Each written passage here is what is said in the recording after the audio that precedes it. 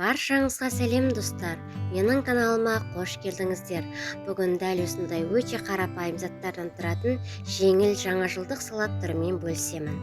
Ол үшін бізге піскен жұмыртқа, піскен сәбіз, піскен картоп және краб таяқшалары қажет. Алдымен картоптың барлығын осылай үкіштің орташа көзінен өткізіп аламыз. Міне барлық картопты дәл осылай өткізіп алдым. Енді сәбізді де дәл солай үкіштің орташа көзіне өткізетін боламын.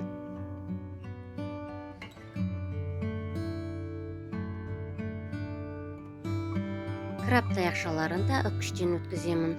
Краб таяқшаларын үкіштің ең кішкене көзіне өткізсеңіз, өте әдемі болып шығады.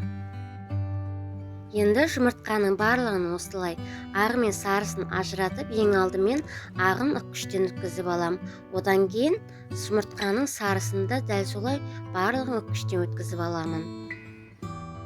Бұл салат қарапайым ғана заттардан тұрады және жеген кезде дәмі сондай ерекше, нәзік болып шығады. Сіздер де осы рецептпен дайындап көріңіздер және жаңажылдық дастарханыңыздың сәнін келтірері сөзсіз.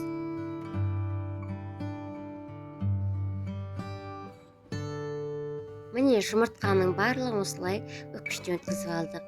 Енді ыдысымызға ең алдымен картопты осылай орналастырып аламыз. Картоптың үстіне майонезді қасықтың көмегімен жақсаңыздар болады, немесе мен сияқты осылай да жағуға болады. Картоптан кейін оның үстіне үкіштен өткізілген сәбіздерімізді салып, оны да орналастырамыз.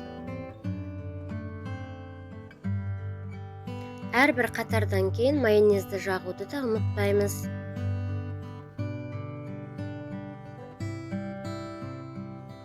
Одан соң үкіштен өткізілген краб таяқшаларын да осылай салып, оны да бір-екі болғанша орналастырамыз.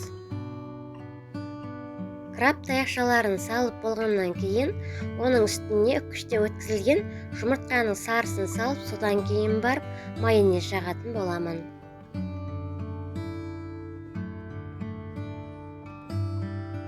Енді жұмыртқаның ағын дәл осылай бетіне ғана орналастырып шығамын.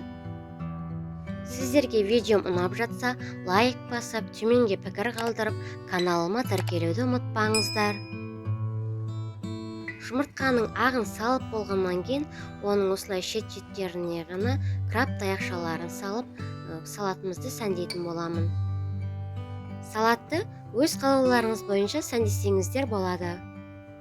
Міне менің салатым әдемі болып шықты. Сіздер де жасап көріңіздер. Баршаңызға ас болсын.